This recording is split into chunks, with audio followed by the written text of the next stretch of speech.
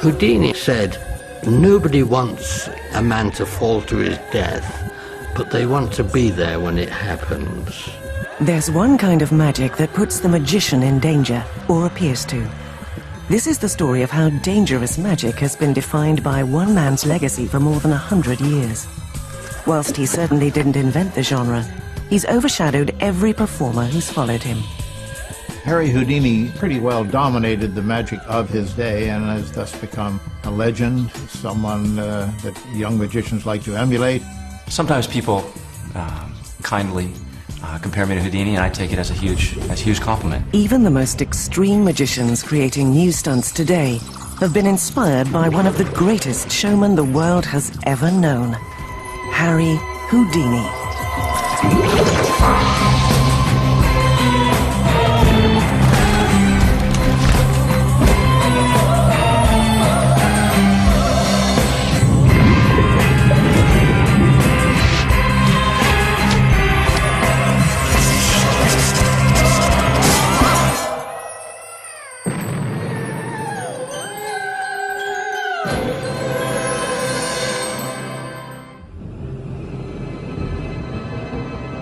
I have almost died.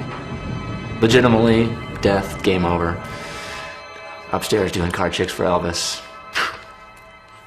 About a half a dozen times. Robert Gallup. He's bonkers. Probably the greatest influence in my life has been Houdini. If Houdini were alive today, what would he do? To escape from handcuffs. He'd escaped from mailbags before. He's a big escaper of jail cells. Big fan of aircrafts. Aircraft's hardly been off the ground. He was already thinking, what can I do with a plane? And it came to me. Aircrafts, handcuffs, mailbag, jail cells. Now this would be cool. This is something Houdini would do. I go, yeah. Robert Gallup is one of the current generation of extreme escapologists. In 1996, inspired by his hero, Gallup created Death Dive. Pushed out of the back of this aeroplane over the Mojave Desert, he had seconds to escape before drilling a hole in the ground.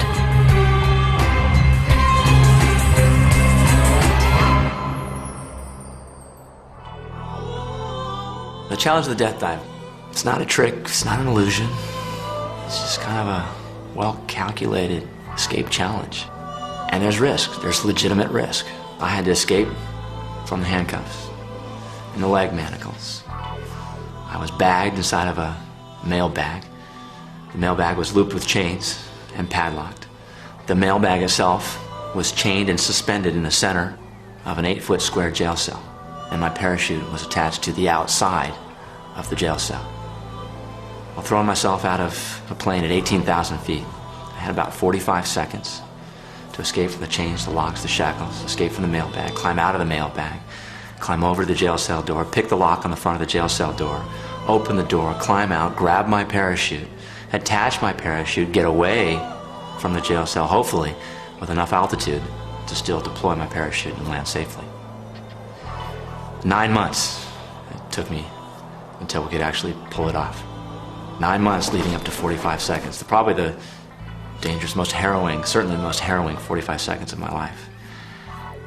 And I was just amped to do it, and pretty stoked when we pulled it off.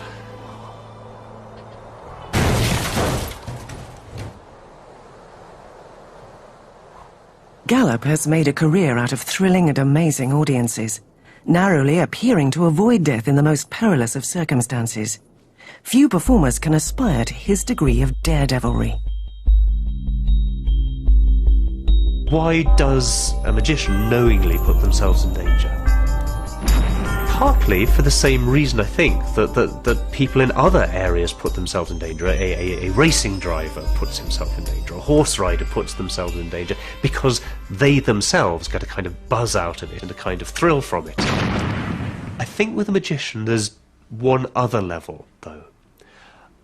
The ancient shaman claimed a kind of power by virtue of taking risks. He will perhaps enter some kind of trance-like state in the middle of winter in the cold, or be buried alive. They then return to the tribe with the power that risk confers upon them. Escapology traces its origins to these ancient religious trials. Street performers learnt the shaman's tricks of the trade. The allied arts, acts which involve beds of nails, swords being placed through your body, seems to have been part of a general movement to take religious ceremonies from one tradition, transplant them into another tradition, and turn them into entertainment, and often actually quite cheap entertainment. This fellow would puncture himself with 1 skewer for 1 cent, 2 skewers for 2 cents, 3 cents for 3 skewers. It could only cost you 3 cents because he only had 3 skewers. And these are the things that you see in the East that cause you to wonder.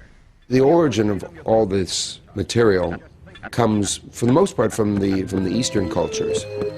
This is it, this is the one, you've read about it, you heard about it, now you got to see it live. It's the world's greatest gathering of human curiosities. In India, the Jadduwala, the street performers, are still doing many of the things that, that I do on the stage here, and they have been doing it for hundreds of years. I wanted to see Twisting Him. I wanted to see the Human Blockhead, the Sword Swallower, the Fire Eater, Little Jimmy, and all the other great acts and attractions. So do yourself a favor, get yourself a ticket, and come on the inside. It's showtime at the Sideshow. When you look at people like the Fire Kings and the Sword Swallowers, you're seeing what you're assuming to be actual danger. But these people inevitably have their own tricks of the trade, which come quite close to the tricks of the performing magician. Oh, come on. You never know when the throat is going to seize up on you. And when that happens, you have to be very careful to not panic, because if you do and you rip it out, you're going to be ripping up your esophagus. And the most minor of injuries you could do there is just get abrasion, scratches. The worst thing that could happen is that you're actually going to get a laceration that's going to cause hemorrhaging, and you'll probably be dead in about 10 minutes. Or, that's assuming it goes down the throat. If you are not aligned properly, you can actually puncture the esophagus, and then it's about 5 minutes before you die.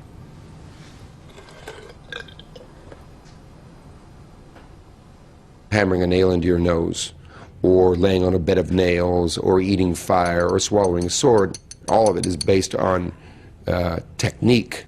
There's nothing paranormal about this.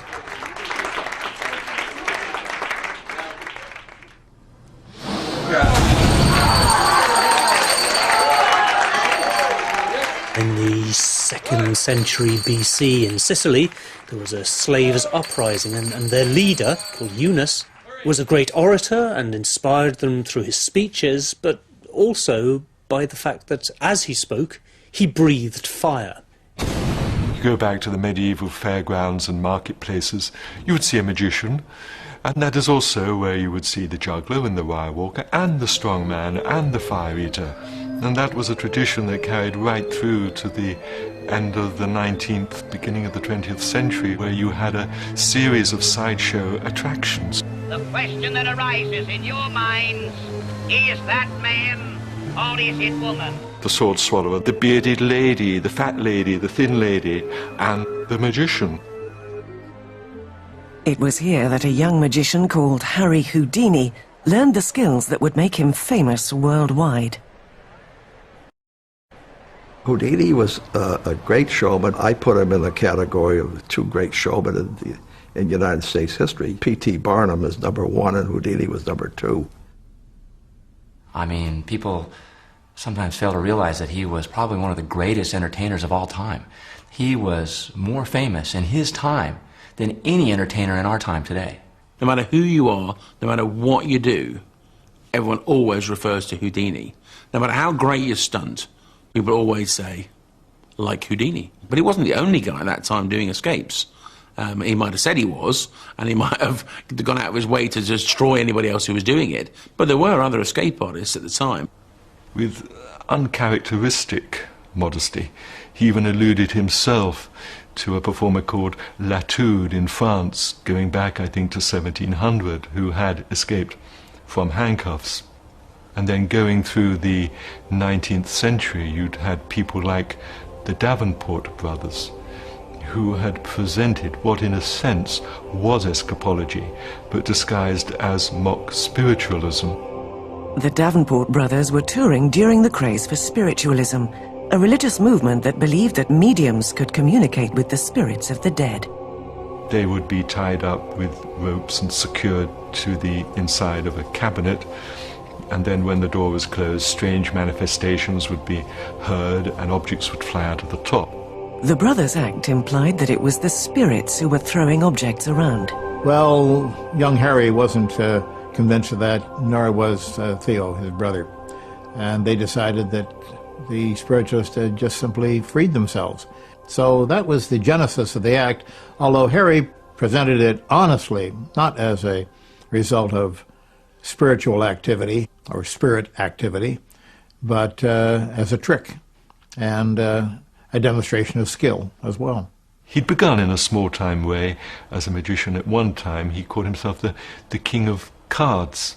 He was just performing simple card manipulations along the Dime Museum parade.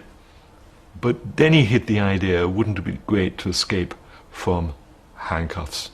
We're talking now the late 1800s. He was performing at the bottom of the bill somewhere in the worst slot, and an impresario called Martin Beck came along. Martin Beck was the chief booker for the Orpheum Circuit, one of the big vaudeville chains in America.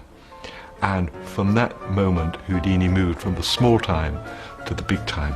He sensed that here was somebody who could really catch the imagination. The next step was to come to London, in those days the entertainment capital of the world. So the first thing he did, he went to Scotland Yard. The police said, oh, no, you'll never get out of our handcuffs. But he knew actually that Scotland Yard handcuffs were among the easiest to get out of. And he did. The very next week he opened top of the bill at the Alhambra Music Hall in Leicester Square. When he sensed that audiences were growing tired of handcuff escapes on stage, Houdini added a dangerous new twist to the act. He would perform it underwater. He would announce this. He would have people in the papers, he would have people walking through the streets with placards saying, "Come see Houdini, death-defying escape." And he would jump off the bridge into the river and escape. Houdini never described the experience of an underwater escape, but we can get an idea from those who've since been inspired by the master to take the plunge. Diving into a river or a lake handcuffed is always a very scary experience.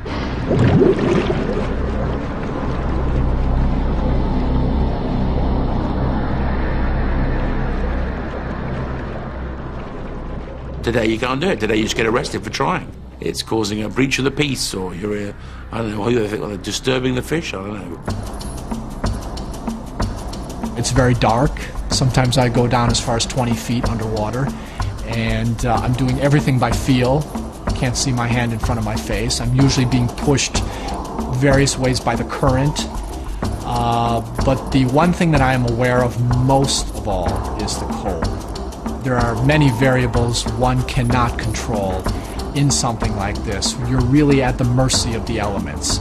You could be the greatest lock picker in the world, but when you stand up on front of that parapet in the Hudson River, there's a lot of things that can go wrong. You don't want to die before your show. That's bad form. And Harry, he certainly didn't take any big chances.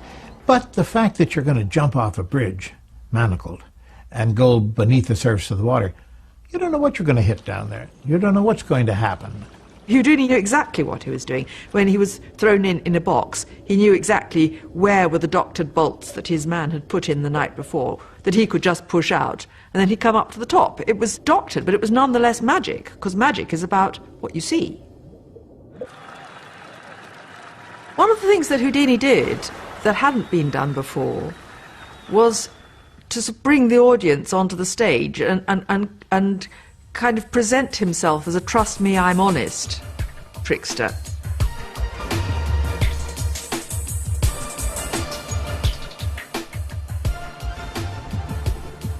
They played Pomp and Circumstance, of all things, and Houdini came marching out on stage, rolling up his sleeves, and he said in a rather squeaky voice, "I'm Harry Houdini, and I can beat any man in the house."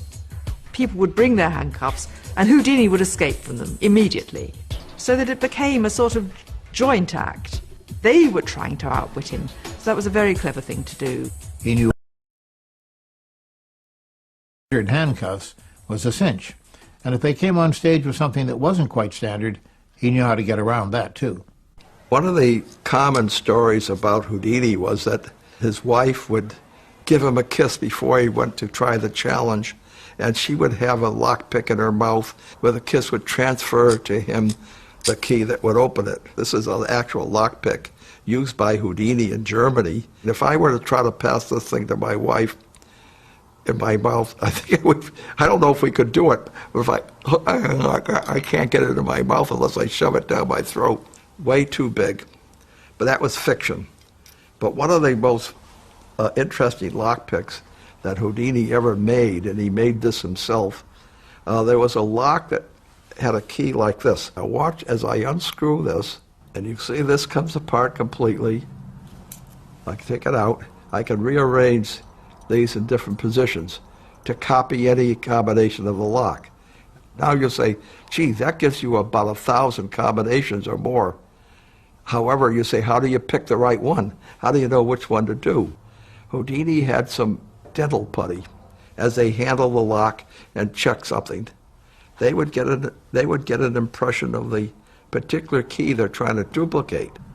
A piece of wire, you could use a bobby pin from your hair, the innards of a ballpoint pen, anything that you can construct to go inside of the lock and essentially do the work of the key. That is what a lockpick is. And there really isn't any definite way of picking locks. Picking a lock is mostly trial and error. The fact that you're using real handcuffs or you're using real chain and padlocks, things that people can relate to, that makes all the difference in the world. The mail sack or the handcuffs or the chains. You know, everybody's familiar with chain. Most people have held it. They know its strength. And when you use those in your show, it adds a believability to what you're doing. Houdini said that anybody could do it with the proper training and skill. A quick example. If someone were to come on stage with 6 feet of rope, you might be terrified of that. But you just can't take 100 feet of rope and tie anybody with it. There's too much rope. If you cut the 100 feet of rope into pieces, you could. But people don't realize that. Houdini's real name was Eric Weiss, and he acquired the name Harry Houdini in 2 ways. First of all, he'd always idolized the... He acquired the name Harry Houdini in 2 ways. First of all, he'd always idolized the great French magician Robert Houdin. So he took Houdin and added the I, and that's how he got Houdini. The Harry, well, that was a shortened version of Eric, Eri or Ari, as it became. Houdini was born on the 24th of March, 1874, in Budapest.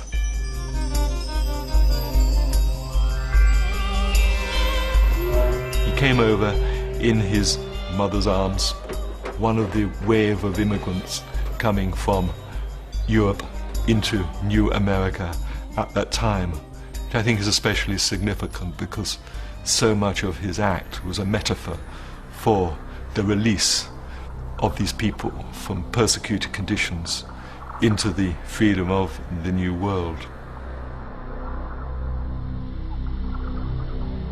Here is a small-statured guy with a squeaky voice of a minority. He was a Jew, and he was coming out against the whole world. He represented them to a certain extent. Here's somebody who can make it. If he can make it, I can make it. He represented hope to loved ones who had lost their fathers and sons during the needless slaughter of the First World War. He represented hope to racial groups emerging from the thrall of slavery. He represented hope to the world in a way that possibly no other entertainer has since. It was utterly an acting out of his innermost desires. That was what he wanted to do, to break out of the poverty and the restriction of his life. I think it's this nakedness of acting out that is so compelling. I think the audience can identify with it in a way that is impossible if what you're just seeing is somebody doing tricks.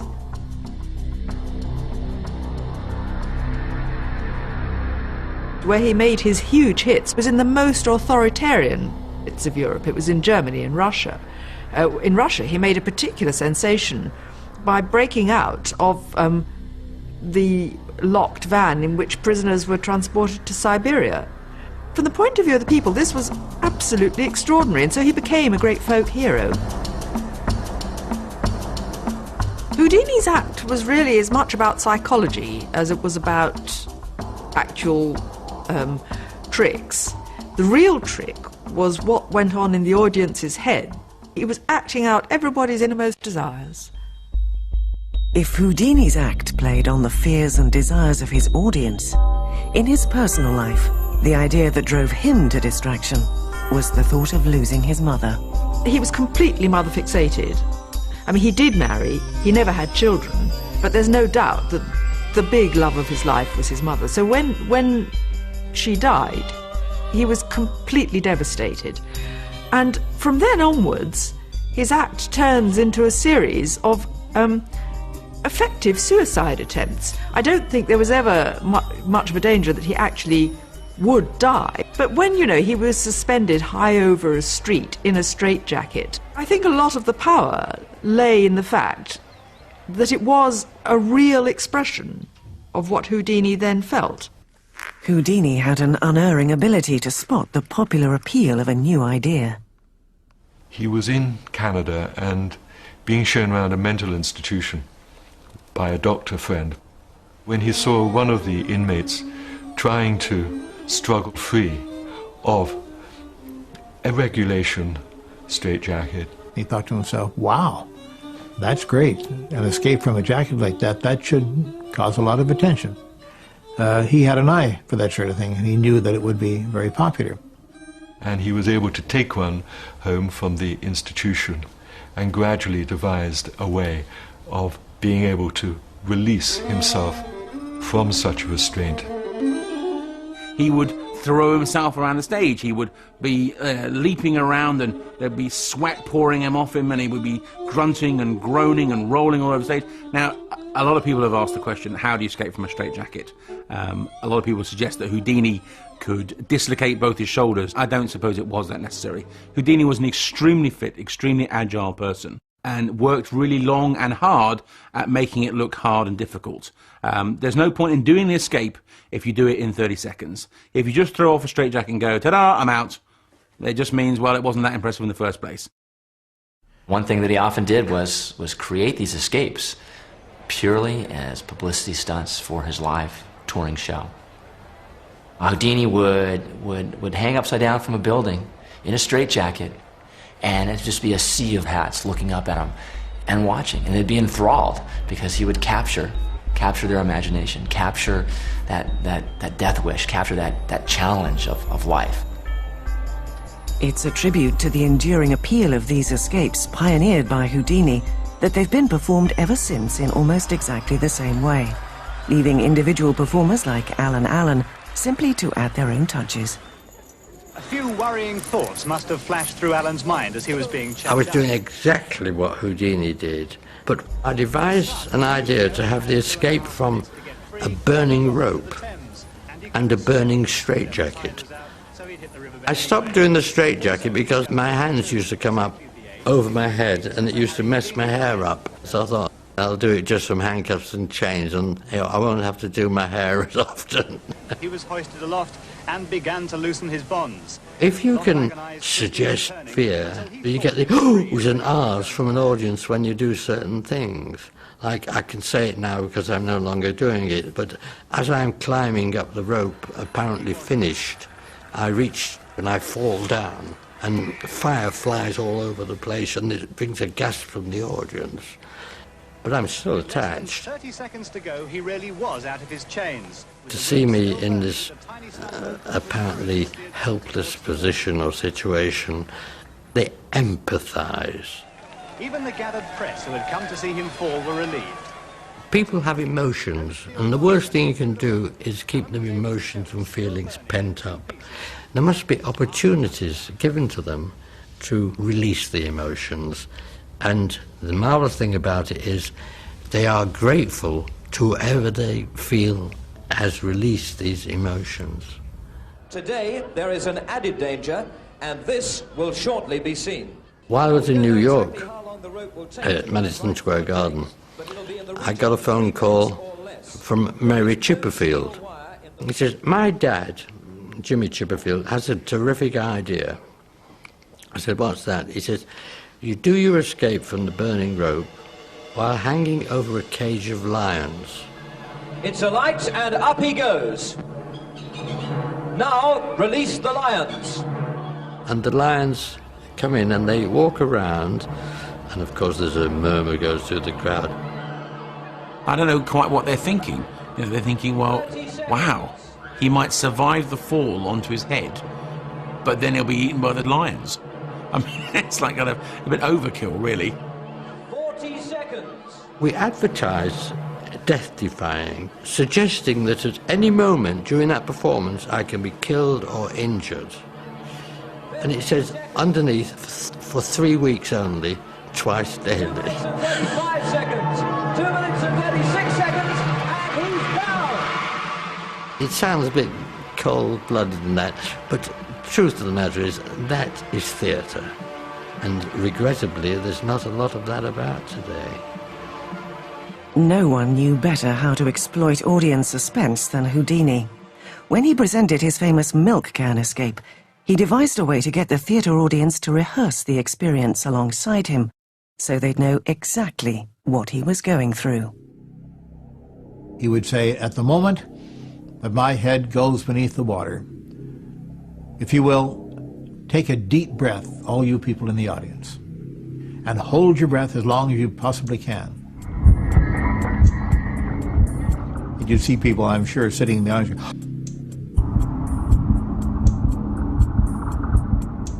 And he stayed underwater for 1.5 minutes. And he stayed underwater for 1.5 minutes. Everybody else was gasping for breath after 15, 20, 25 seconds.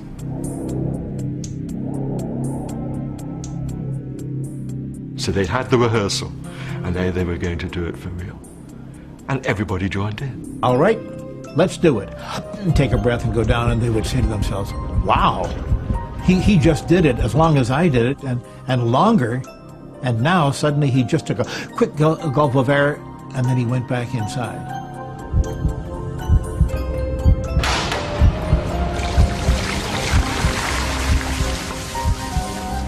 The lid went on, the 6 locks were secured, the canvas cabinet was put around the churn.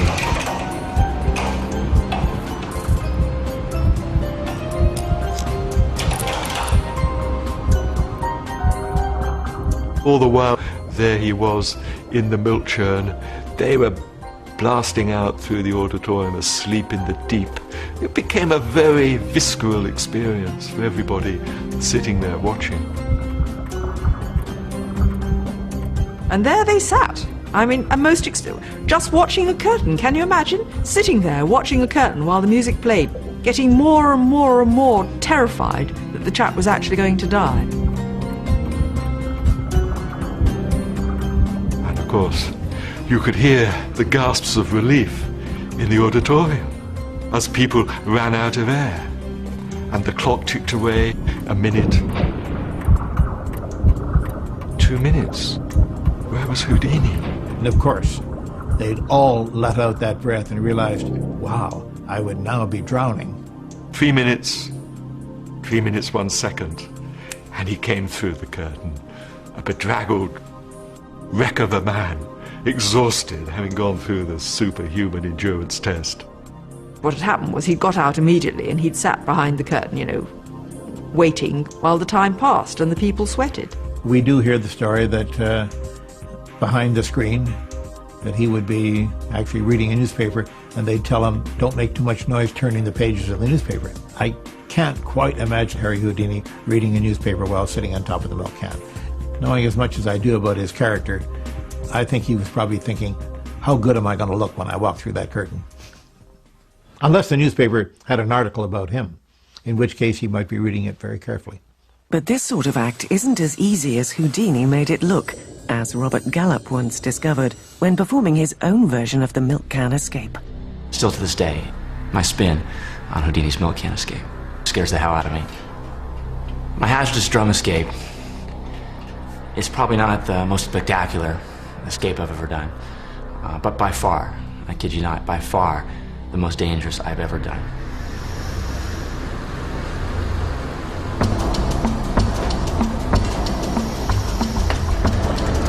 Stop, stop. The only time I've ever freaked out was inside of these steel drums.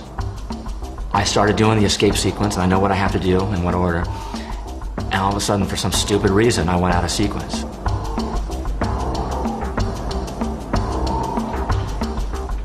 I mean, I had a problem with one of my handcuffs. I figured, okay, well, I'll skip that and go on to the next element that I have to get to. And then, of course, I couldn't do the next element because I hadn't done the previous one, except I wasn't figuring out why I hadn't done that one. And it didn't occur to me, well, it's because I didn't do the one before. And all of a sudden, these two walls just crammed in on me, and it was like a physical barrier, and it was panic. I only got one breath in my mouth, and I'm thinking I'm like out of air, and I am like minutes away, probably by that a minute and a half away from actually getting air. And I'm like freaking. And I just had to compose myself, bring it in, and say, okay, I know I can get out of here. And I calm myself down just enough where I can get through the sequence. And I was able to get out.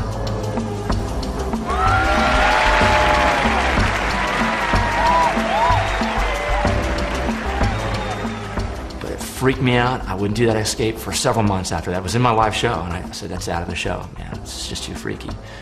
And finally, I got back into it, and I've done it several times since. But still, to this day, it is the scariest thing I've ever done. Houdini's escapes were usually meticulously planned, but on one occasion he too had a very close shave with death.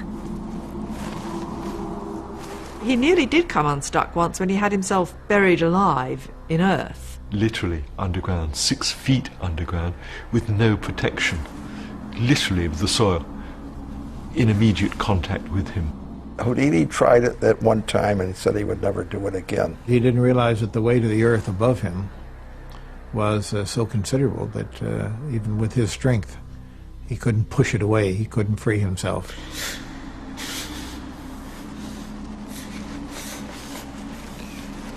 He got earth in his mouth. He wasn't able to scream out.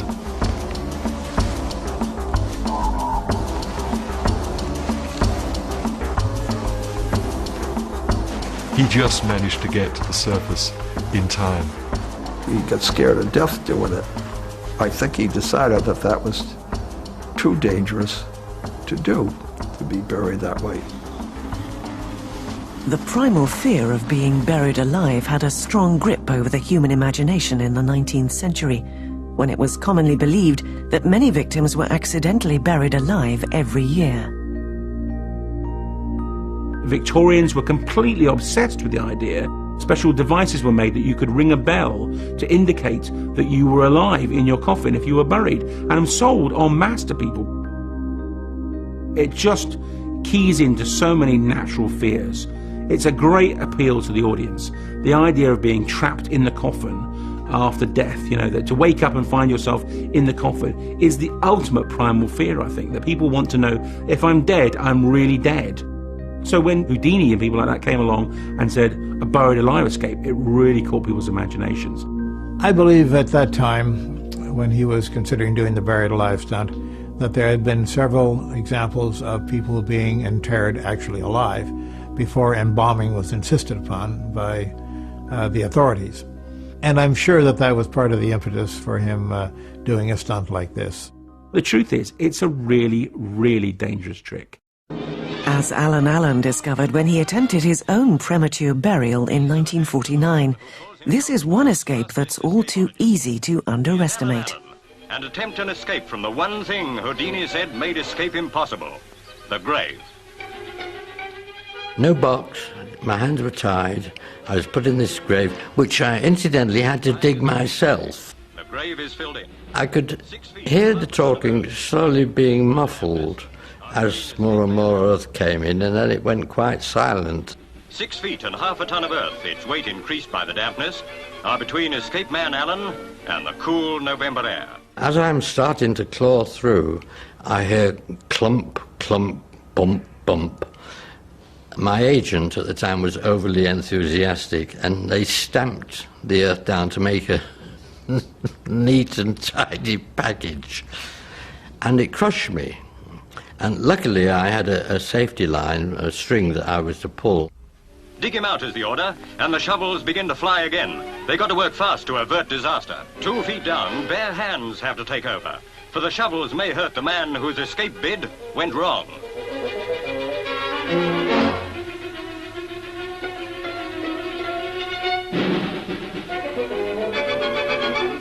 "38 minutes after setting out on what he promised would be the world's greatest escape, Alan Allen is free, alive and sound. But only just." Things go wrong. Things go wrong all the time. There's almost that sort of sense of, to make it more exciting for the audience, you have to endanger your life more and more. And you get to the point where you go, what's the balance here? What's the balance between risking your life for entertainment's sake and making people have a good show? There was a gentleman who, not too many years ago, wanted to get a reputation like Houdini, and he did the buried alive effect. This fellow did it with wet cement. This fellow did it with wet cement. This unfortunate performer, the amazing Joe, made a terrible miscalculation when he too tried to copy Houdini. Box caved in, we got him uncovered, I administered CPR to him until the paramedics arrived. Well, you don't get under wet cement and with weighing a ton or so and try to get out. So he failed, he died. I never expected that I wouldn't have been here.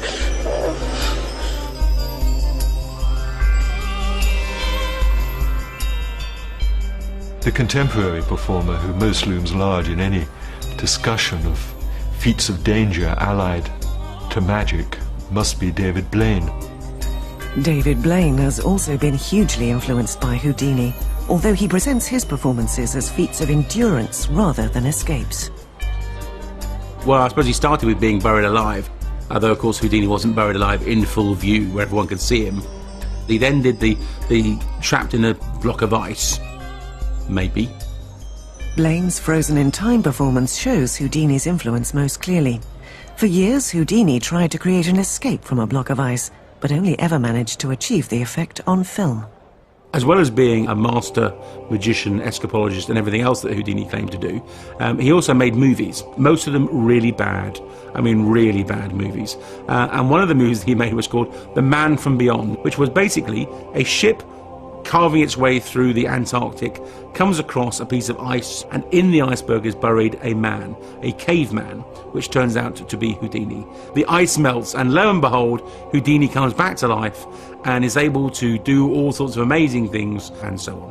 What is interesting is that David Blaine cites that as the reason that he wanted to recreate his Trapped in Ice escape, where he stands in New York in a block of ice. Now, of course, he wasn't actually in a block of ice, he wasn't sealed in a block of ice, because, of course, he would be dead. What they actually did was they created a box of ice, if you like. And the reason that Houdini couldn't do it was effectively they didn't have the capability of doing it. They didn't have the technology to do that kind of thing in those days. David Blaine did it, very impressive, and went on to do even more dangerous things. But when David Blaine presented his Above the Below event in London in 2003, he was tapping into one old endurance tradition that never interested Houdini. He's so far attracted a mixture of fascination, derision, and some outright hostility.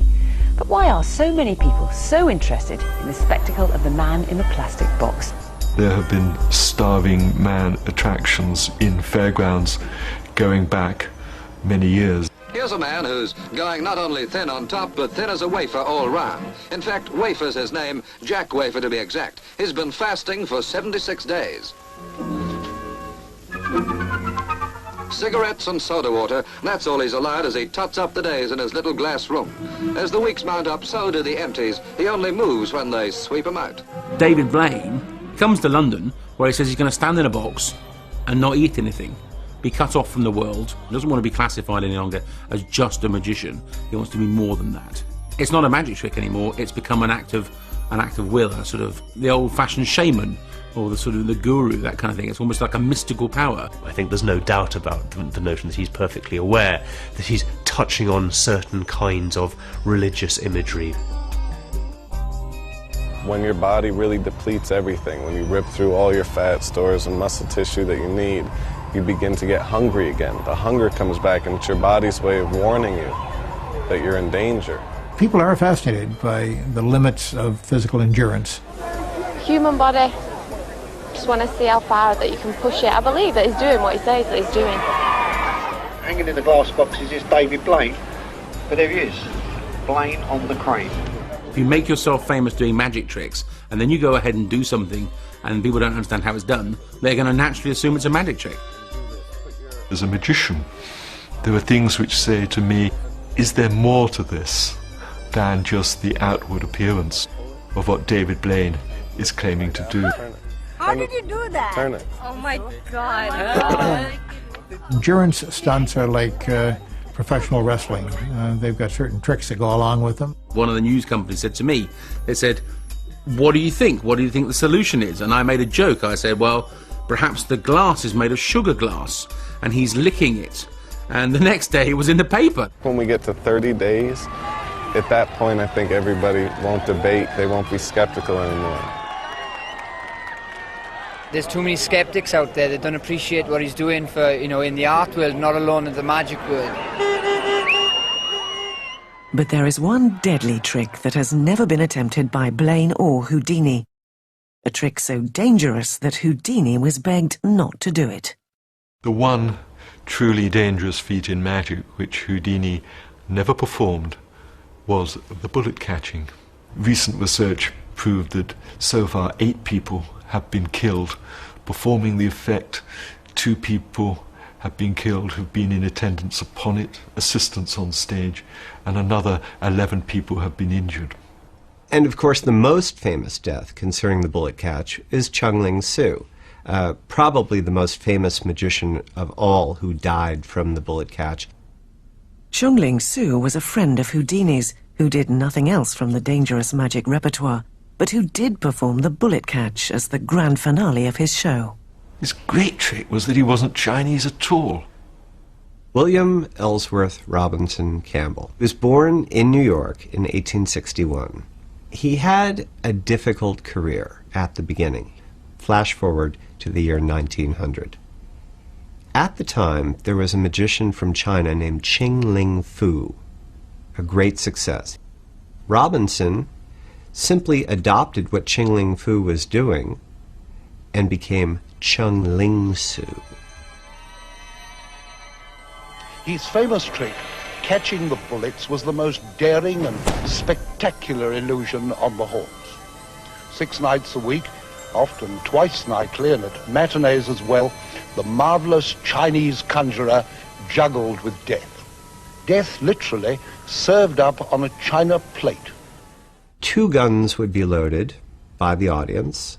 2 marked bullets would be put in 2 different rifles. Both rifles would be trained on Chung Su. He would hold a plate in front of him. Both guns would report, he would recoil, and the plate would hold the bullets. That was the act.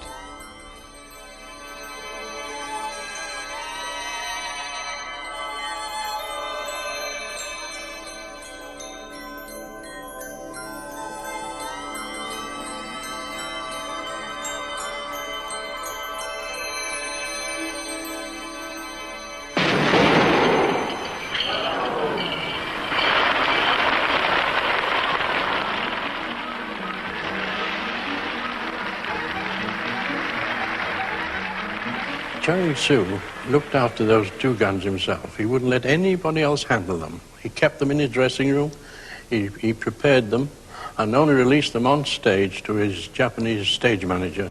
And one of them had developed a fault where gunpowder had seeped in where it was not supposed to seep in. He was miserly with his secret. He thought he was acting with care. Actually, he was making a great mistake. On that tragic night, March the 23rd, in 1918, at the Wood Green Empire, he stood before the two marksmen.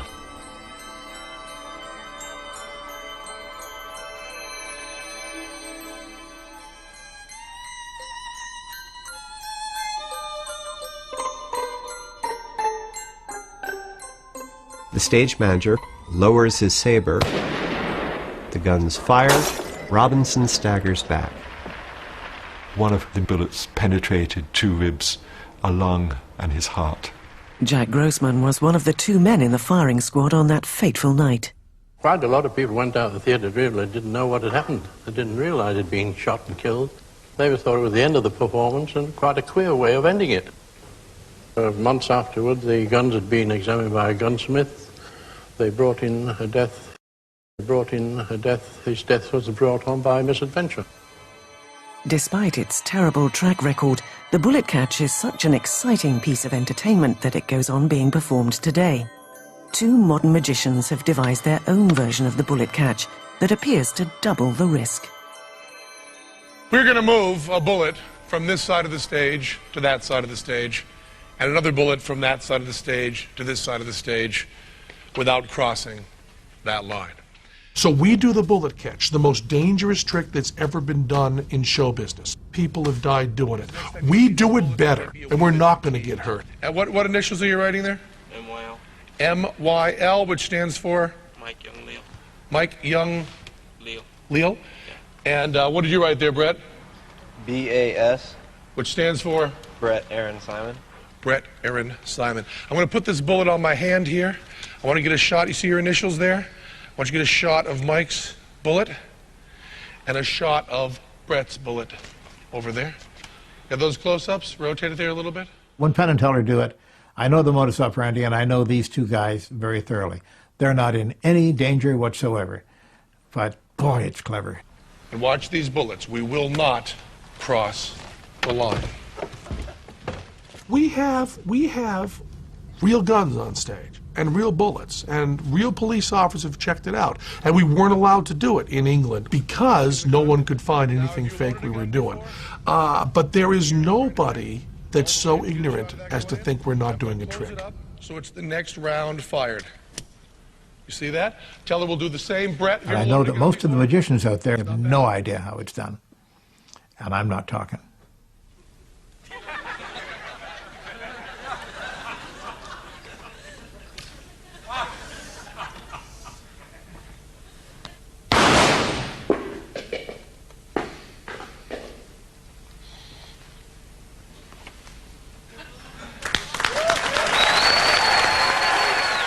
When we do little jokes about stuff in our show being dangerous, it's always jokes. And the people who are selling real danger are people that I don't want as my friends. Sometimes, of course, they're giving us a great illusion which we can enjoy and partake in, but putting themselves in no danger. But sometimes magicians really do put themselves in danger. If one of us even breaks an arm on stage, part of the beauty of our show collapses. I have a show called Extreme Magic and Deadly Escapes, and it's exactly that. It's both magic and deadly escapes. Now the magic, it is what it is. It's illusion, it's sleight of hand, it's tricks, it's trapdoors, hidden mirrors, all that kind of stuff. It's magic. But I draw the line when I do the deadly escapes. And for me, they are legitimately death-defying escape challenges. We're not doing that big swing and dick thing of, I don't know if I'm going to live or I'm not going to live. Other people who did the bullet catch were doing that. That's your bullet? Yeah. Because if you're coming to our show because we might get hurt, fuck you. Go to NASCAR. Drop dead. We don't want you. You're a pig. In 1912, Houdini was tired of his milk can act being repeatedly copied, so he devised an even more spectacular and difficult water escape. This time he upped the ante by being suspended upside down by his ankles, which were padlocked in place. There have been numerous magicians who have written articles about it, all describing it well, all telling how it's done, and nobody had it right. Ladies and gentlemen, in introducing the water torture cell, I am willing to forfeit the sum of $1,000 to anyone. Why are you actually risking your life? And legitimately risking your life? Are you stupid? It's a calculated risk. It's not for everybody. Shouldn't be for everybody. Probably shouldn't be for me sometimes. But it is. And until I hurt myself or it's no longer fun, that's the path I'm going. We did a run-through. Took a little bit of a hit on the way down. Well, it's Friday the 13th. You kind of have to expect it. Hopefully it'll go a little better tonight. Robert Gallup has devised a brand new death-defying escape especially for this program. And after a final rehearsal, he'll perform it for the very first time. But this time, it's not Houdini who's his inspiration. Now I know what you're thinking. American magician in front of a glass box on the River Thames. Loser. No, I assure you. What I'm about to do won't take 44 days. It'll take just about 4 minutes.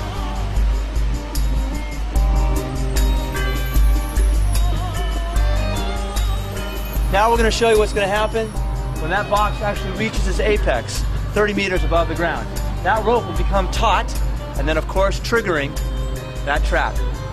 Let's give it a go, Mark. Show us what happens. Here we go. Now, the crane is actually going to lift me almost 30 meters above the ground. When it reaches its apex, this trigger line will be pulled tight. At that point, if I'm not out and secured, I will fall when the trap door opens. All right, we're going to start with the posy straitjacket. I'm going to be put into straitjackets, not one, but 2 straitjackets. Then I will be placed inside of this glass box, locked inside of this glass box. Guideline, stand by. On the bottom of the glass box, there's a hair trigger tied to a rope, which will be anchored to an anchor block. Nice and straight. Looking good. Light torches! Light torches! Torches ready! Torches are lit! All right, go fire! Go fire! Light the spikes! At least it's a little warmer up here. There's going to be almost 100 flaming spikes directly beneath me.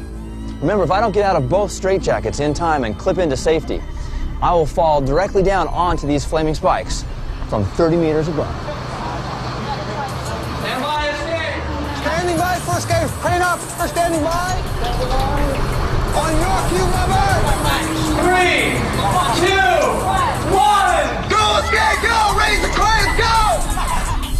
Steady the line! Steady on both sides, please! Come on! 40 seconds! 40 seconds! Hurry up, Robert! Okay, babe. Damn it! 1 minute! 1 minute! You need to hurry! All right, one more. 110!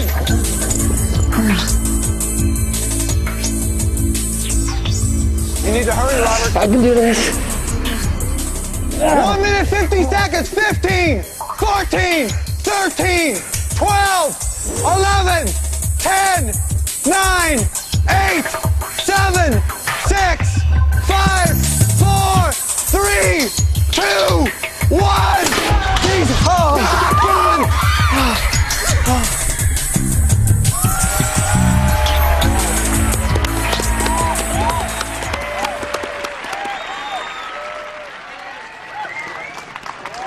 David Blaine, eat my shorts! I guess there's 2 ways to be a dangerous magician. create the illusion that it is actually very dangerous. Or be one whacked out guy and just go for it.